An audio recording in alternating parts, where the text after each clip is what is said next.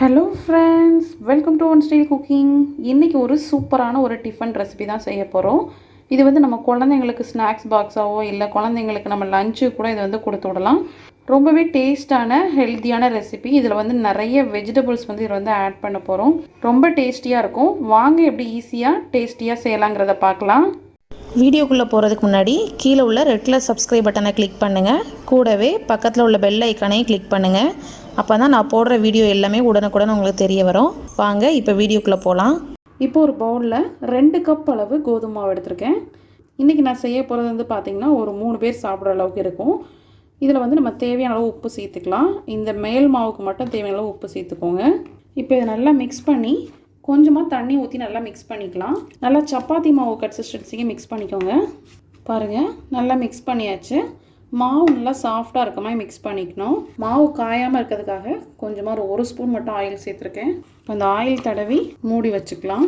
இப்போ மசாலா ப்ரிப்பேர் பண்ணுறதுக்கு ஒரு பேனில் கொஞ்சமாக ஆயில் சேர்த்துக்கோங்க.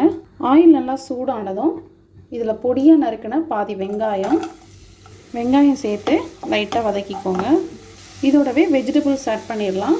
நான் வந்து இன்றைக்கி கொஞ்சம் கேப்சிகம், கேரட் வந்து சின்னதாக கட் பண்ணி சேர்த்துருக்கேன். நீங்கள் துருவி கூட சேர்த்துக்கலாம். இதோடவே கொஞ்சம் முட்டைக்கோசையும் ஆட் பண்ணிக்கிறேன். எல்லா வெஜிடபிளையும் நல்லா ஃபைனாக கட் பண்ணி சேர்த்துக்கணும். அப்போ தான் நம்மளுக்கு இந்த டிஃபன் ரெசிபி பண்ணுறதுக்கு ரொம்ப ஈஸியாக இருக்கும். நீங்கள் முட்டைக்கோசையும் கேரட்டையும் கூட துருவி கூட சேர்த்துக்கலாம். இது வெஜிடபிள்ஸ் எல்லாம் போட்டு செய்கிறதுனால சுகர் பேஷண்ட்ஸ் அப்புறம் எல்லாருமே டயட்டில் இருக்கவங்க எல்லாருமே வந்து இந்த ரெசிபி வந்து சாப்பிட்லாம். இப்போ இந்த வெஜிடபிள்ஸ் சேர்த்துட்டு இதில் வந்து இதுக்கு தேவையான உப்பு சேர்த்துக்கலாம். இந்த வெஜிடபிள்ஸ்க்கு மட்டும் தேவையான உப்பு சேர்த்துக்கோங்க. இப்போ இதில் ஸ்பைசஸ் சேர்த்துடலாம். உங்களுக்கு என்னென்ன ஸ்பைசஸ் வேணுமோ ஆட் பண்ணிக்கலாம். நான் ஒரு 1/2 டீஸ்பூன் சில்லி பவுடர், 1/2 டீஸ்பூன் தனியா பவுடர், இதோடவே ஒரு 1/4 டீஸ்பூன் போல் கரம் மசாலா, இது எல்லாம் சேர்த்து நல்லா மிக்ஸ் பண்ணிக்கோங்க. நம்ம வெஜிடபிள்ஸ் பார்த்திங்கன்னா ஆல்ரெடி ஃபைனாக தான் கட் பண்ணி சேர்த்துருக்கோம். அதனால் ரொம்ப வதக்கணும்னு அவசியம் இல்லை. இந்த மசாலா எல்லாம் சேர்த்து லைட்டாக வதங்கினா நம்மளுக்கு போதும். இப்போ இதில் வேக வச்ச உருளைக்கிழங்கு நல்லா மேஷ் பண்ணி சேர்த்துக்கோங்க.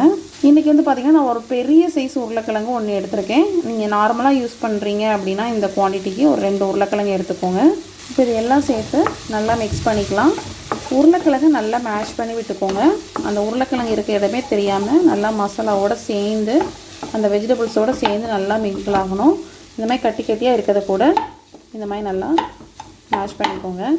இந்த உருளைக்கிழங்கு கட்டி எதுவும் இல்லாமல் நல்லா மிக்ஸ் பண்ணியாச்சு.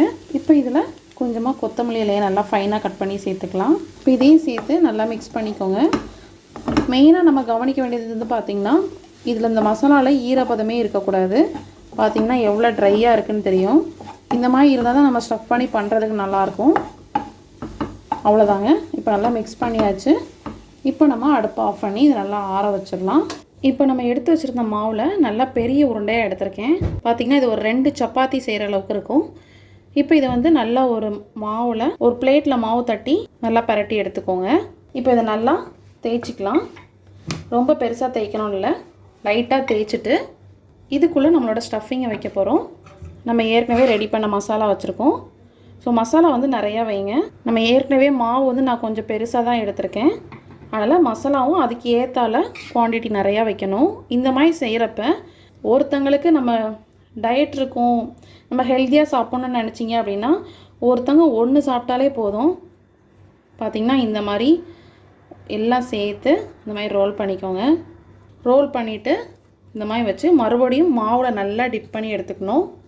மாவு நல்லா அப்ளை பண்ணி நம்ம நல்லா விரித்து எடுக்கணும். ஃபஸ்ட்டு நம்ம தேய்க்கிறப்ப சென்டர்லேருந்தே தேய்க்கணும்.